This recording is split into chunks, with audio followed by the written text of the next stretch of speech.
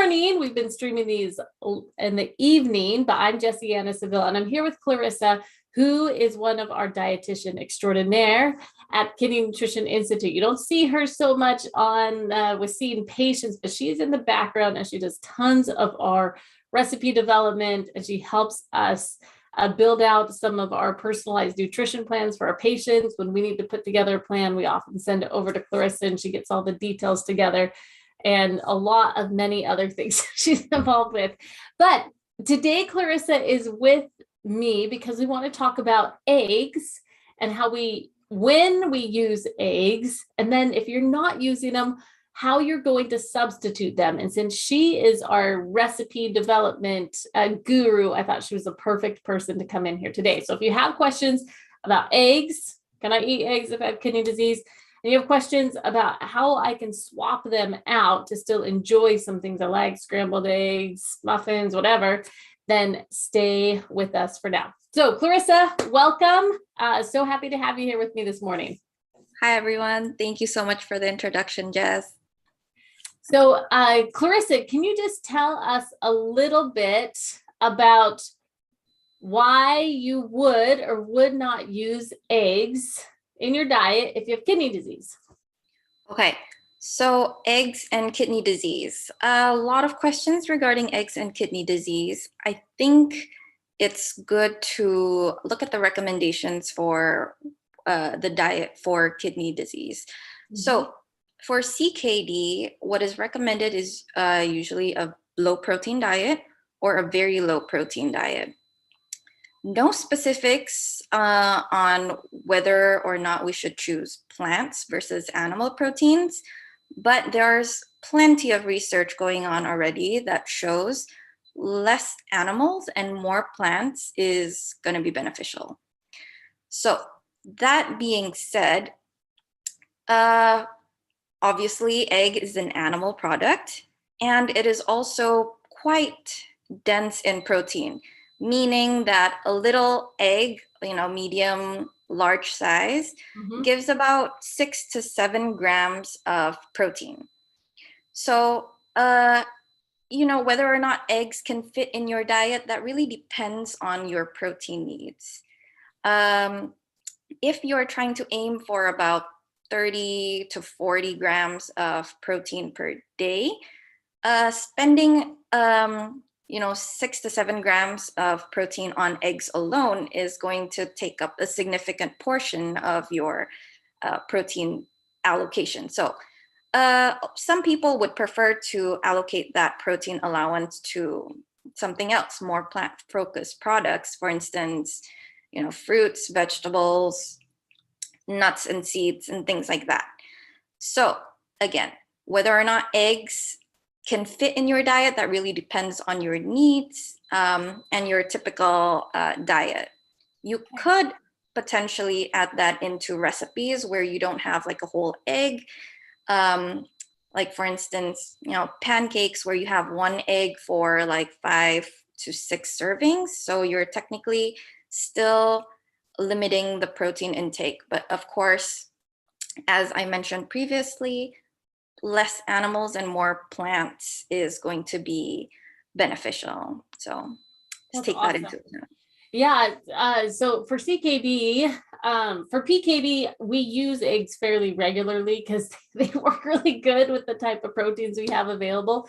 But for CKD, we have a lot of patients that are wanting to switch to a plant-based diet. And when they pull out some of their favorite recipes, whether it's scrambled eggs or maybe they love to bake, and now they're like, man, like eggs are what hold things together, and I don't have that. Maybe you could offer a few suggestions for people that are like, I want to switch to a fully plant-based diet, see what that's going to do for me, for my kidney health. What can they do, or what are some things that they can use as really good equivalent substitutes for eggs to still get to the end product that they want? Okay, so we have been asked about this product. So this is a processed product egg substitute called Just Eggs. Mm-hmm. And a lot of people have asked whether or not this is a good substitute for people with kidney disease, of course. So if we compare the nutrition facts, they're almost comparable in terms of calories as well as protein. So this one per egg equivalent gives 5 grams versus an actual egg, which is 6 to 7 grams. So they're not that much different if you are trying to limit your protein intake. What's striking to me is that the sodium is a little bit high. So it's not categorized as a low sodium product as you would a normal egg. So we have to be careful of this sodium content. And another thing is we have to be careful of the added phos. So you can see this ingredient here. It has the word phos in it, which means it's added phos, and we want to avoid that for bone health, and just general rule is to try to limit inorganic phosphorus that are added in as an additive. So you would notice that by the word phos in the ingredients list. Well, and I think this is a good example of sometimes in all due diligence, we're like, hey, we're gonna go totally plant-based. And then you see products like this and you're like, yes, it's totally plant-based. This is going to be a much better option than just a real egg. But truly, if you look at all of the things that are in this, I mean, not even mentioning canola oil, the extra additives that are in there, like in this case, just using an egg is probably a much better choice. Like just because it's plant-based doesn't mean it's going to be healthier for your kidneys. Anytime we get into things that are really processed, even if they're still vegan, it's not going to be your best choice. That's true. So we have to still be critical of reading the ingredients list as well as the nutrition facts. So just in general, I would really recommend if we prioritize a more whole foods plant-based approach. So instead of eggs, like if you still want to have a scramble, like an egg scramble in the morning, you could use, so we have a recipe in our blog that is a cauliflower slash chickpea, or you can also use tofu recipe. So essentially, this is a lower protein and plant-based recipe for a breakfast scramble. Alternatively, if you are looking for egg substitutes for baking or something like that, you could use whole foods items like ground flax seeds. They're usually also really good for binding things, or ground chia seeds can also work as egg substitutes in scrambles. Oh, sorry, in baking. Yeah. Or if you are looking for like egg white substitutes, we can use aquafaba, which is the liquid that you'd find after you cook chickpeas or beans, or in a can of chickpeas, if you choose a chickpea product that is low sodium or no added salt. You can take a little bit of that liquid and whip it out, and it will act similar to an egg white.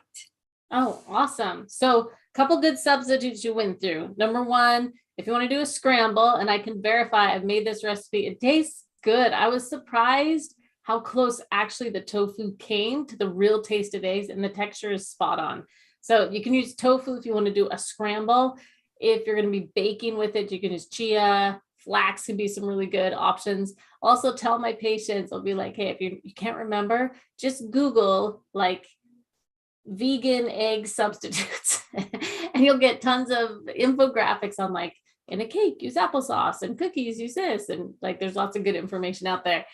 And then if you want to do something like where you'd get that egg white fluff, I guess, you could use the aquafaba. That's a great way to just use your whole can of beans. Nothing goes to waste. Always drain off that part of the beans and not even think about it in canned beans, but it can be a really good use in some recipes as well. So perfect. I think that was great and super, super helpful. Thank you for Clarissa for joining me today. Thank If you you for having have, me. you're welcome.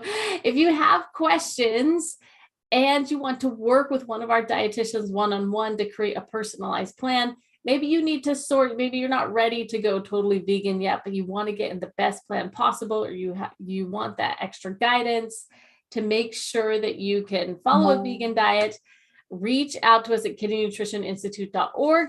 You'll click on work with us, and then a work with a dietitian one-on-one. You'll fill out an application there, and then so that our admin can match you with the right dietitian, and then we'll get back to you within about 24 hours. So thank you for joining me, Clarissa. It was great having you. And thank you also everyone for joining us. Drop your questions below, and really appreciate your time. Bye-bye.